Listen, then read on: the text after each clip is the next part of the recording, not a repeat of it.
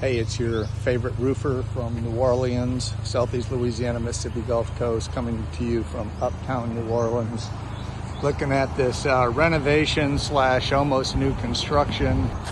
You can see kind of the bottom of this structure is intact, but they're basically building over the top. They had a chimney added onto the chimney.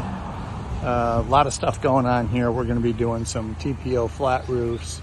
A little bit of standing seam, some copper decoration, and a whole bunch of shingles.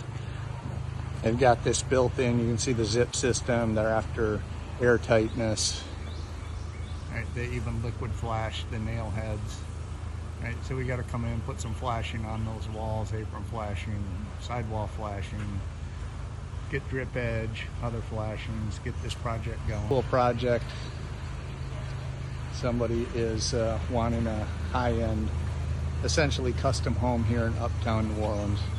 You can see we'll flash the chimney, which will eventually get stuccoed over this front little bay bump out window. We're actually going to be doing a custom topper cover over that, but we'll keep you updated. Again, from your favorite roofer in New Orleans.